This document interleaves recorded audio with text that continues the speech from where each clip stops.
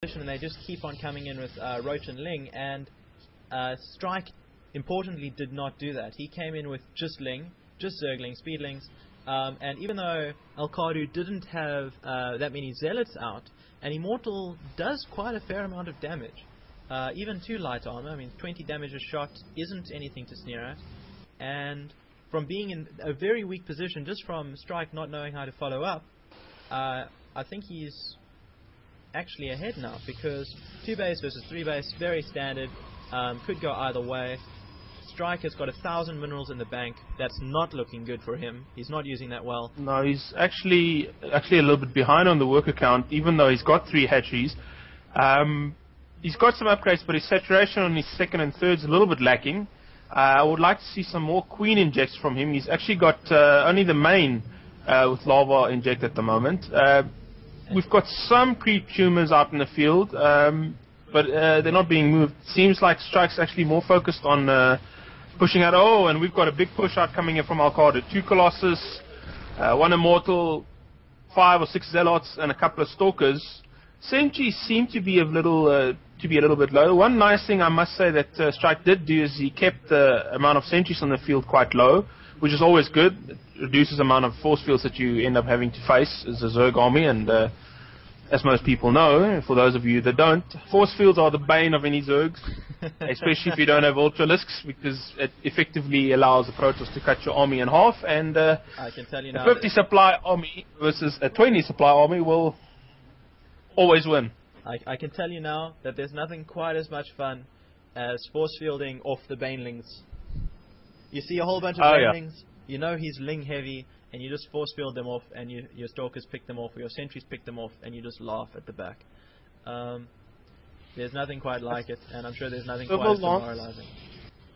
Sorry, I see Thermal Lance has been researched. I think he actually chrono boosted it out, and we've got +1 armor coming out for Alcardu, as well as a 3rd expansion going up. Yeah, he's got the 3rd, and he's also got +1. I think that he's going to push out now. He's got quite a big army. He either needs to just fake with it and stop the Zerg droning. I mean, you always need to do that. It's the worst feeling in the world, knowing that the Zerg is just droning and you can't stop it. He can stop it, so he just needs to push out a bit, fake a bit, attack, not attack, but increase that army size. And I think even if he just starts attacking, he'll find out that he can take the game. For those of you who haven't noticed, there's actually 5 Colossus on the field with +1 attack, and I don't see this Roach Ling army composition of Strike surviving this without any Corruptors. We do have a Spire on the field. There are a lot of Roaches, on the other hand. There are a lot of Roaches, yes. They do have +1 armor upgrade, but versus 5 Colossus, most of those Roaches will die in the first volley of shots, to be honest. I've been in this position. Unless you have Corruptors to deal with the Colossus, that is a very fearsome army for any Zerg player to face. Supply-wise, I see that Strike is a little bit supply capped at the moment. It's got a couple of Overlords. Oh, and we do have Corruptors on the field, actually.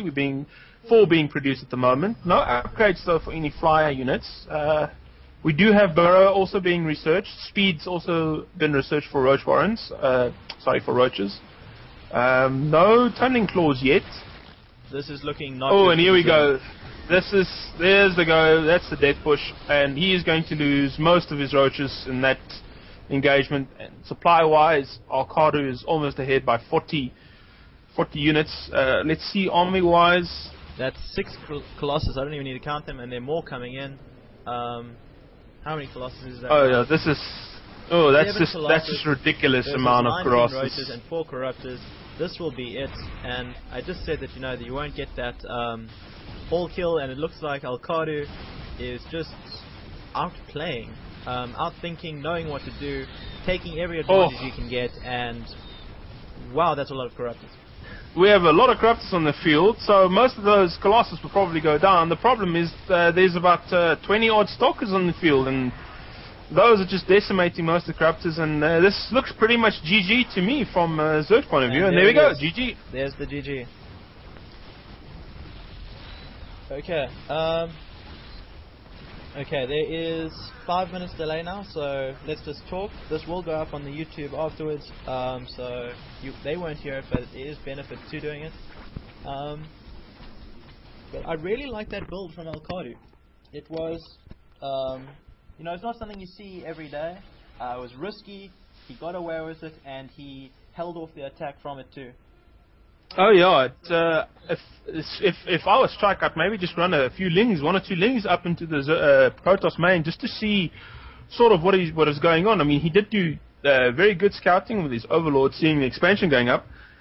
But by the time that the Overlord got into the main, it was already too late. Alcardu was already pulling ahead economically, and the one thing you don't want to do as Zerg is let the Protoss just chill back in his base, get a second up, get a third up, and just macro his face off till a 200 army, and then just hit you with that death ball. I mean, the idea behind the Zerg is, especially in a macro-oriented game, is to have a 200 army, and the idea behind it is to hit the Protoss army, whittling their gas-heavy units down till you've basically left with gateway units, so Zealots, Sentries, Stalkers, and then your Roaches and Lynx can just take those apart. But with the support of 6 or 7 Colossus, unless you have a 200 army versus 150, I don't see you winning as a Zerg, even in the best of circumstances. Also, I'm not sure if you noticed, but did you see that Alcardu didn't engage in the open spaces? He actually pushed into the spine crawlers, and although most people would frown at that, he was actually pushing into the choke area, which makes it a lot harder for the Zerg units to surround the Protoss army, which is very important because with the surround you can get the maximum amount of DPS in on the Protoss army. Yeah. But very well done to Alcardu there. It's good game sense. Quick switch to Colossus. I would have liked to see a few more sentries in the army. A little bit Colossus heavy. Had Strike gone for Mutas or maybe Corruptors a little bit earlier, this might have been a completely different game. But well done to Alcardu. Yeah, I think what you found there with Strike was just a bit on the back foot. He did that push. I've been on the receiving end of that a lot, even before Nesty's game.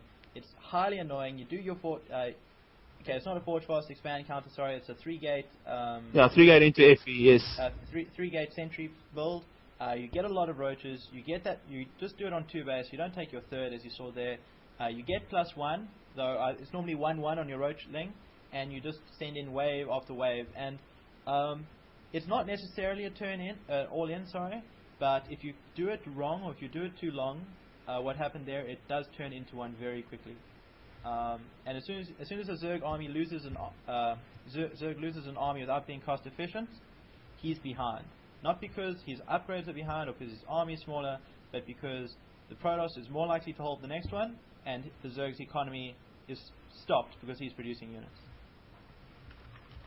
Yep, definitely. And like I said, you never want to be facing Protoss army the equivalent size of yours. As we all know, Zerg units are fast and mobile, but they aren't as heavy hitting as the Protoss army. That's why you always want to be 1 base ahead, or at least upgrades ahead. You want to do some sort of economical damage against the Protoss early on to put him back or put him in a defensive.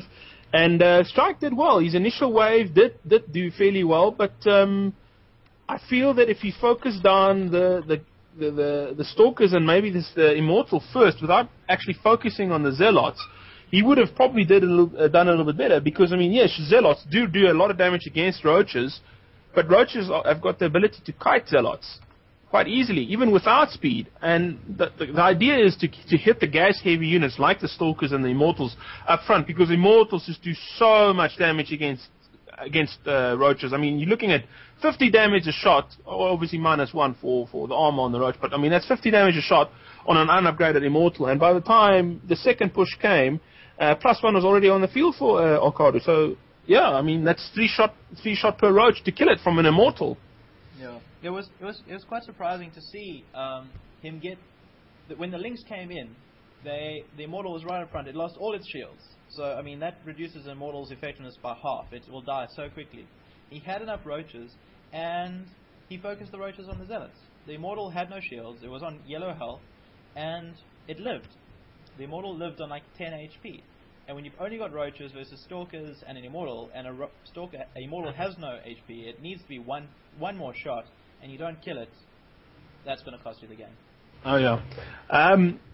Strike, if you are watching this afterwards, if you may be downloading the VODs or the YouTube, small tip of advice: if you do engage the Protoss so early on, maybe just send in a Ling or 2 just to check what his defenses are like, and then maybe just wait for a bigger army. I mean, 10 Zerglings in that fight would have literally actually won him the game. If he just waited for the second wave of reinforcements, he could have just pushed in and killed most of the army units. And I mean, if you've got a Protoss player in his base with no units and he's busy trying to warp in units, and you've got a couple of Lings and Roaches left, just focus a Palantir on. That means he can't reinforce there.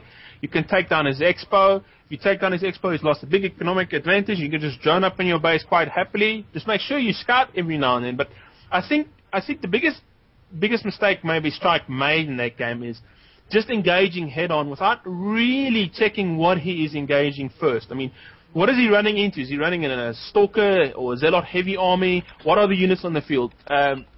Alcardu actually had only a few Stalkers out in the beginning with the sacrifice for the Immortals early on.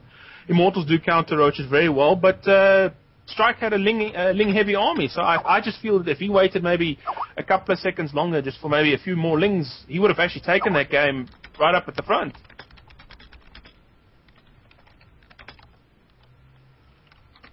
Yeah, that's true. Well, time is up, so I'm going to thank you very much for casting. I might call you back on later on, but at the moment I'll just kind of take them as they ask me. So next up would be Warlord Zim. Thank you very much for casting. If you want to do another game, cool. Ask away. Thanks, man. 100%. You can just let me know. I'm on all day. Okay, cool. Awesome. Cheers, man.